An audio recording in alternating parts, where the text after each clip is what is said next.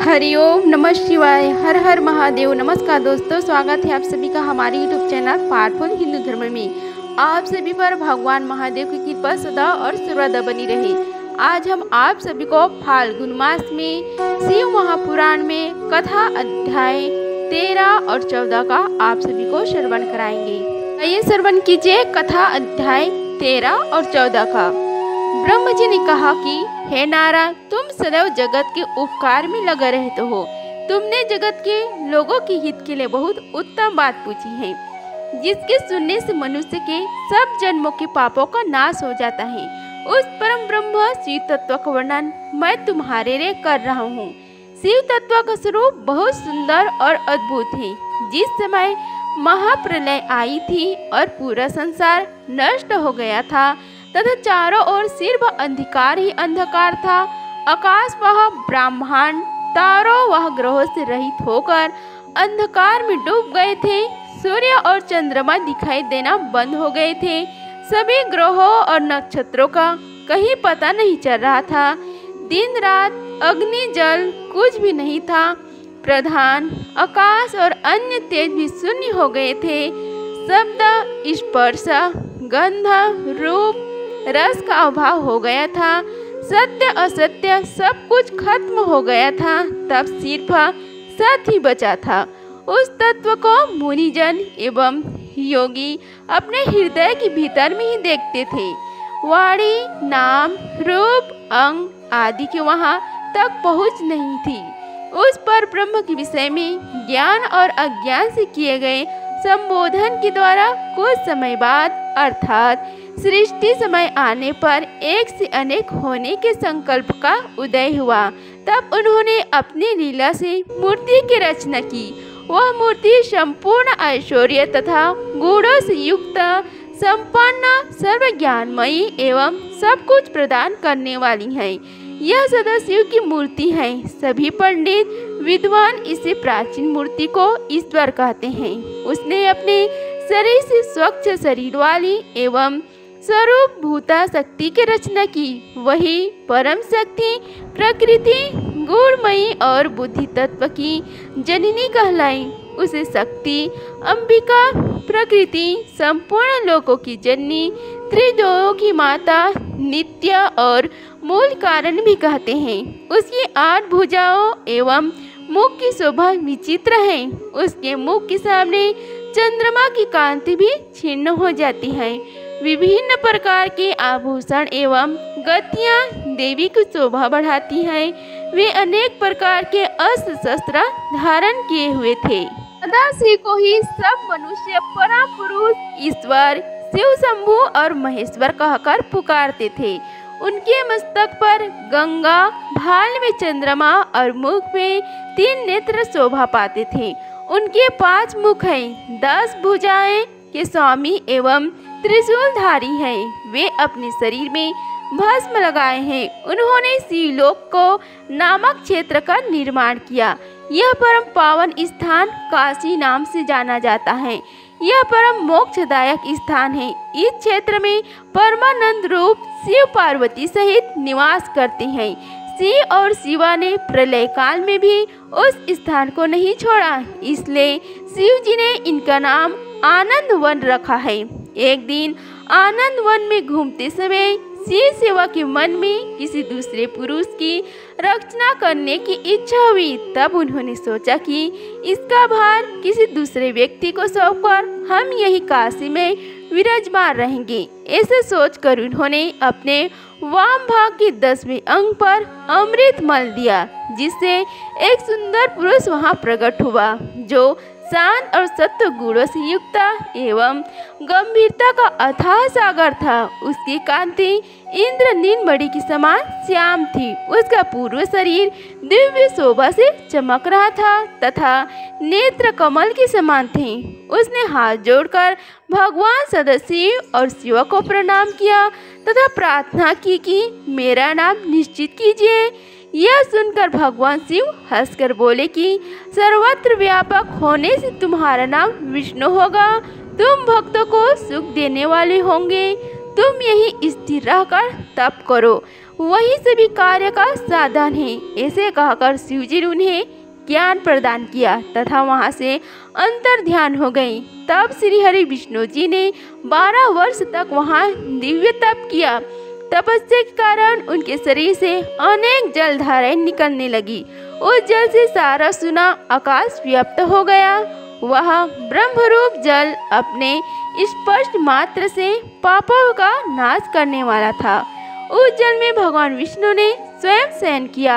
नार अर्थात जल में निवास करने के कारण ही वे नारायण कहलाए। तभी से उन महात्मा से सब तत्वों की उत्पत्ति हुई। पहले प्रकृति से महान और उससे 3 गुण उत्पन्न हुए तथा उनसे अहंकार उत्पन्न हुआ। उससे शब्द, स्पर्श, रूप, रस और गंध एवं 5 भूत प्रकट हुए। उनसे ज्ञान इंद्रिय और कर्म इंद्रिय बनी। उस समय एकाकार 24 तत्व प्रकृति से प्रकट हुए एवं उनको ग्रहण करके परम पुरुष नारायण भगवान शिव जी की इच्छा से जल में सो गए। ब्रह्मा जी कहते हैं कि हे देवर्षि, जब नारायण जल में शयन करने लगे तब शिव जी की इच्छा से विष्णु जी की नाभि से एक बहुत बड़ा कमल प्रकट हुआ। उसमें से असंख्य नाल लड़ थे। वही पीले रंग का था और उसकी ऊंचाई भी कई योजन थी। कमल सुंदर, अद्भुत और संपूर्ण तत्व से युक्त था। वह रमणीय और पूर्ण दर्शनों के योग्य था। तत्पश्चात भगवान शिव ने मुझे अपने दाहिने अंग से उत्पन्न किया। उन महेश्वर ने अपनी माया से मोहित कर नारायण देव की नाभि कमल में मुझे डाल दिया और लीला पूर्वक मुझे प्रकट किया। इस प्रकार उस कमल से पुत्र के रूप में मुझे जन्म मिला। मेरा 4 मुख लाल मस्तक पर त्रिपुंड धारण किए हुए थे। भगवान शिव की माया से मोहित होने के कारण मेरी ज्ञान शक्ति बहुत दुर्लभ हो गई थी और मुझे कमल के अतिरिक्त और कुछ भी दिखाई नहीं दे रहा था। मैं कौन हूँ, कहाँ से आया हूँ, मेरा कार्य क्या है, मैं किसका पुत्र हूँ, किसने मेरा निर्माण किया है, कुछ इसी प्रकार के प्रश्न ने मुझे परेशानी में डाल दिया था। कुछ क्षण बाद मुझे बुद्धि प्राप्त हुई और मुझे लगा कि इसका पता लगाना बहुत सरल है। इस कमल को उद्गम स्थान इस जल के नीचे की ओर है और इसके नीचे में उस पुरुष को पा सकूंगा जिसने मुझे प्रकट किया है। यह सोचकर एक नाल को पकड़कर मैं 100 वर्षों तक नीचे की ओर उतरता रहा, परंतु फिर भी मैंने कमल की जड़ को नहीं पाया। इसलिए मैं पुनः ऊपर की ओर बढ़ने लगा। बहुत ऊपर जाने पर भी कमल कोष को नहीं पा सका। तब मैं और अधिक परेशान हो गया। उसी समय भगवान शिव की इच्छा से मंगलमयी आकाशवाणी प्रकट हुई। उस वाणी ने कहा, तपस्या करो। उस आकाशवाणी को सुनकर अपने पिता का दर्शन करने हेतु मैंने तपस्या करना आरंभ कर दिया और 12 वर्ष तक घोर तपस्या की। तब 4 भुजधारी सुंदर नेत्रों से सुशोभित भगवान विष्णु प्रकट हुए।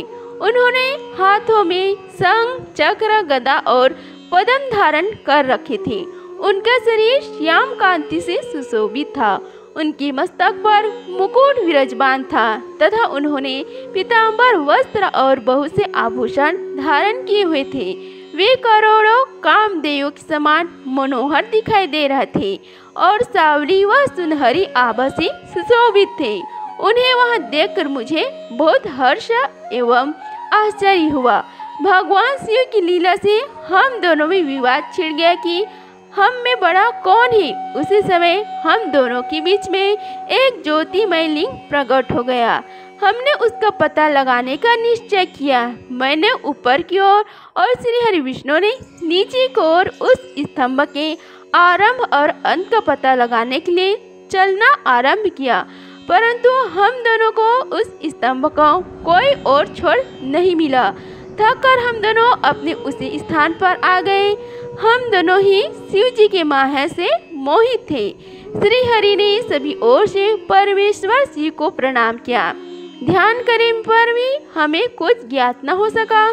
तब मैंने और श्री हरि ने अपने मन को शुद्ध करते हुए अग्नि स्तंभ को प्रणाम किया। हम दोनों कहने लगे कि हे महाप्रभु, हम आपके स्वरूप को नहीं जानते। आप जो भी है, हम आपको नमस्कार करते हैं। आप शीघ्र ही हमें अपने असली रूप में दर्शन दे। इस प्रकार हम दोनों अपने अहंकार को भूलकर भगवान शिव को नमस्कार करने लगे। ऐसा करते हुए 100 वर्ष बीत गए। ब्रह्म जी बोले कि हे मुनि श्रेष्ठ नारद, हम दोनों देवता घमंड को भूलकर निरंतर भगवान शिव का स्मरण करने लगे। हमारे मन में ज्योतिर्लिंग के रूप में प्रकट परमेश्वर के वास्तविक रूप का दर्शन करने की इच्छा और प्रबल हो गई। शिव शंकर गरीबों के प्रतिपालक, अहंकारियों के गर्व को चूर करने वाले तथा सबके अविनाशी प्रभु हैं। वे हम पर दया करते हुए हमारी उपासना से प्रसन्न हो गए। उस समय वह उन सुरश्रेष्ठ से ओम नाद स्पष्ट रूप से सुनाई देता था। उस नाद के विषय में मैं और श्री हरि विष्णु जी दोनों यही सोच रहे थे कि यह कहाँ से सुनाई पड़ रहा है। उन्होंने लिंग के दक्षिण भाग में सनातन आदि वर्णा आकार का दर्शन किया, उत्तर भाग में उकार का, मध्य भाग में मकार का और अंत में ओमनाथ का साक्षात दर्शन एवं अनुभव किया। दक्षिण भाग में प्रकट हुए आकार का सूर्यमंडल के समान तेजोमय रूप देखकर जब उन्होंने उत्तर भाग में देखा तो वह अग्नि के समान दीप्तिशाली दिखाई दिया। तत्पश्चात ओम को देखा जो सूर्य और चंद्रमंडल की भांति स्थित थे और जिनके शुरू एवं अंत का कुछ पता नहीं था, तथा सत्य आनंद और अमृत स्वरूप पर ब्रह्म परायण ही दृष्टिगोचर हो रहा था। परंतु यह कहाँ से प्रकट हुआ, इस अग्नि स्तंभ की उत्पत्ति कहाँ से हुई, यह श्री हरि सोचने लगे तथा इसके परीक्षा लेने के संबंध में विचार करने लगे।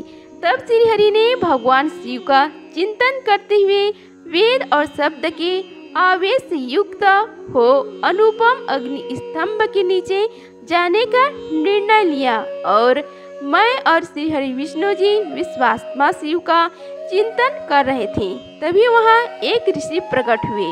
उन्हीं ऋषि के द्वारा परमेश्वर विष्णु ने जाना कि इस शब्द ब्रह्ममय शरीर वाले परम लिंग के रूप में साक्षात ब्रह्म रूप स्वरूप महादेव जी प्रकट हुए हैं।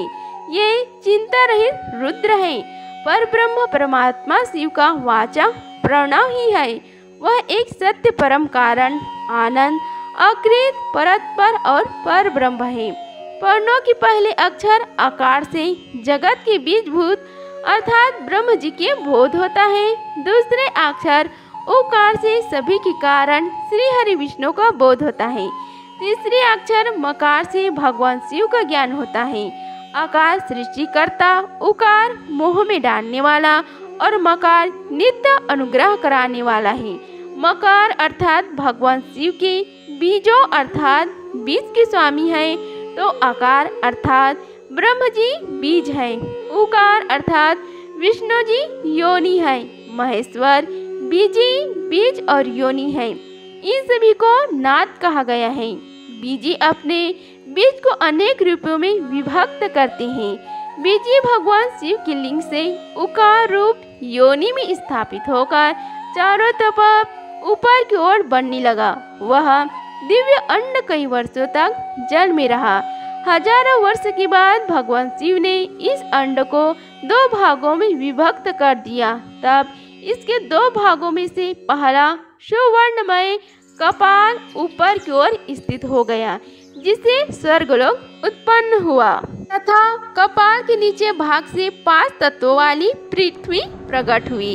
उस अंड से चतुर्मुख ब्रह्म उत्पन्न हुए, जो समस्त लोकों के सृष्टा है। भगवान महेश्वर ही अ उ व म त्रिवेद रूप में वर्णित है। इसलिए ज्योतिर्लिंग स्वरूप सदाशिव को ओम कहा गया है। इसकी सिद्धि यजुर्वेद में भी होती है।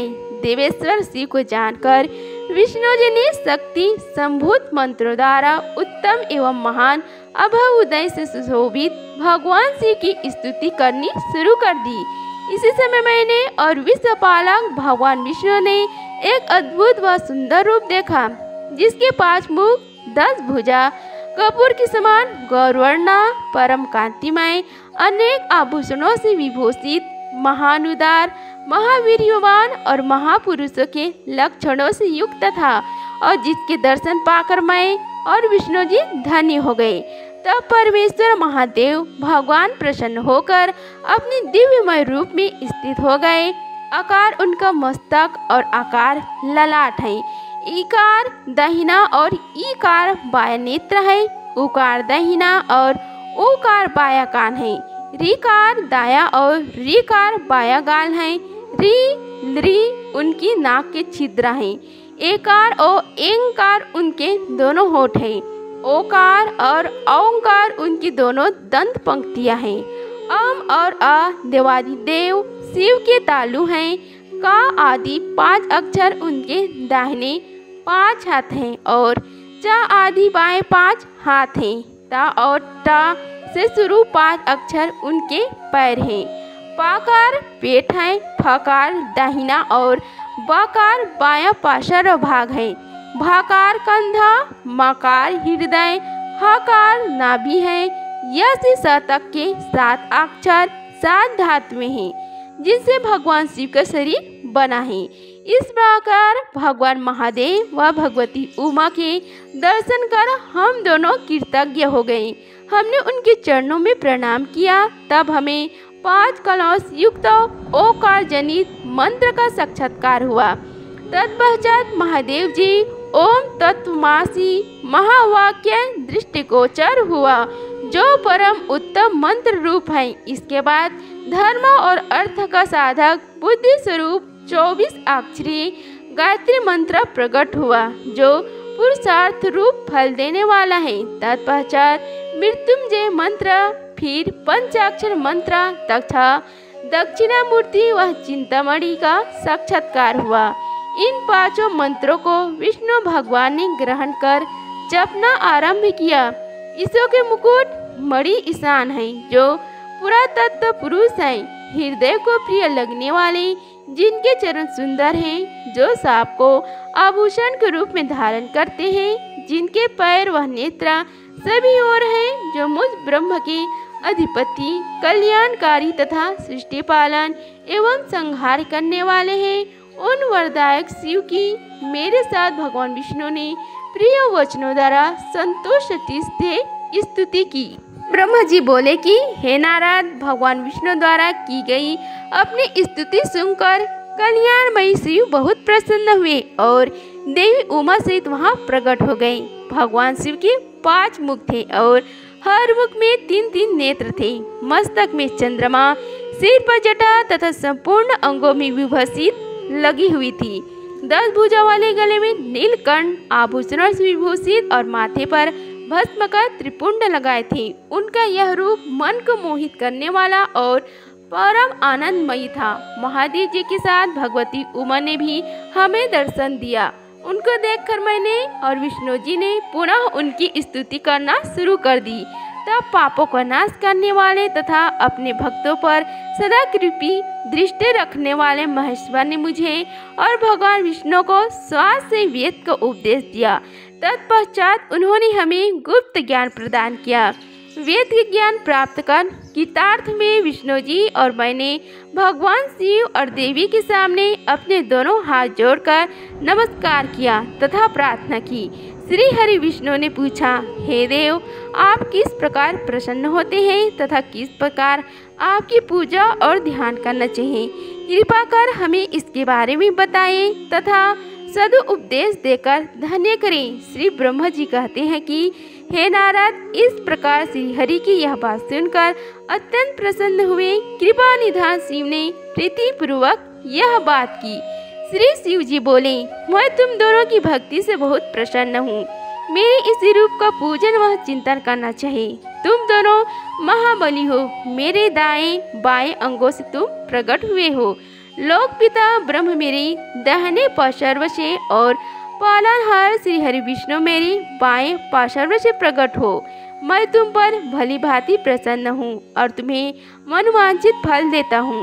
तुम दोनों की भक्ति सुदृढ़ हो।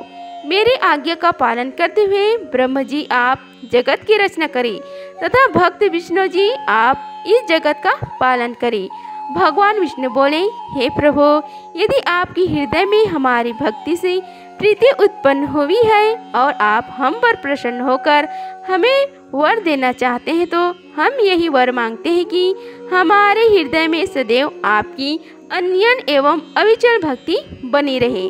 ब्रह्मा जी बोले कि हे नारद, विष्णु जी की यह बात सुनकर भगवान शंकर प्रसन्न हुए। तब हमने दोनों हाथ जोड़कर उन्हें प्रणाम किया। शिव जी कहते हैं कि मैं सृष्टि, पालन और संहार का करता हूँ। मेरा स्वरूप सगुण और निर्गुण है। मैं ही सच्चिदानंद, निर्विकार परब्रह्म और परमात्मा हूँ। सृष्टि की रचना, रक्षा और प्रलय रूप गुणों के कारण मैं ही ब्रह्मा, विष्णु और रुद्र का नाम धारण कर 3 रूपों में विभक्त हुआ हूँ। मैं भक्त वत्सल हूँ और भक्तों की प्रार्थना को सदैव पूरी करता हूँ। मेरे इसी अंश से रुद्र की उत्पत्ति होगी। पूजा की विधि विधान की दृष्टि से हमें कोई अंतर नहीं होगा। विष्णु, ब्रह्मा और रुद्र तीनों एक रूप होंगे। इनमें भेद नहीं है। इनमें जो भेद मानेगा वह घोर नरक को भोगेगा। मेरा शिव स्वरूप सनातन है तथा सभी का मूलभूत रूप है। यह सत्य, ज्ञान एवं अनंत ब्रह्म है। इसे जानकर मेरा यथार्थ रूप दर्शन करना चाहिए। मैं स्वयं ब्रह्म जी की भ्रुकुटी से प्रकट होऊंगा। ब्रह्म जी, आप सृष्टि के निर्माता बनो। श्री हरि विष्णु इसका पालन करे तथा मेरा अंश से प्रकट होने वाले रुद्रा प्रलय करने वाले हैं। उमा नाम से विख्यात परमेश्वरी प्रकृति देवी हैं। इन्हीं के शक्तिभूता वांग देवी सरस्वती ब्रह्म जी की अर्धांगिनी होगी और दूसरी देवी जो प्रकृति देवी से उत्पन्न होगी लक्ष्मी रूप में विष्णु जी की शोभा बढ़ाएगी तथा काली नाम से जो तीसरी शक्ति उत्पन्न होगी वह मेरे अंशभूत रुद्रदेव को प्राप्त होगी। कार्य सिद्धि के लिए वे ज्योति रूप में प्रकट होगी। उनके कार्य सृष्टि, पालन और संहार का संपादन है। मैं सृष्टि, पालन और संहार करने वाले राज आदि 3 गुणों द्वारा ब्रह्म, विष्णु और रुद्र नाम से प्रसिद्ध हो 3 रूप में प्रकट होता हूँ। तीनों लोगों का पालन करने वाले श्रीहरि अपने भीतर तमोगुण और बाहर सत्वगुण धारण करते हैं। त्रिलोक का संहार करने वाले रुद्रदेव भीतर सद्गुण और बाहर तमोगुण धारण करते हैं तथा त्रिभुवन की सृष्टि करने वाले ब्रह्म जी बाहर और भीतर से रजोगुण है। इस प्रकार ब्रह्म, विष्णु तथा रुद्र तीनों देवताओं में गुण है तो शिव गुणातीत माने जाते हैं।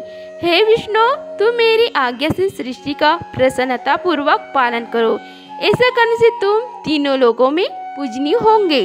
इस प्रकार शिव महापुराण में कथा अध्याय 13 और 14 का समाप्त हुआ। बोलो शिव शंकर भगवान की जय। अगर आप सभी को यह वीडियो अच्छी लगी होगी तो वीडियो को लाइक कीजिए, चैनल को सब्सक्राइब कीजिए और कमेंट बॉक्स में ओम नमः शिवाय लिखिए। धन्यवाद।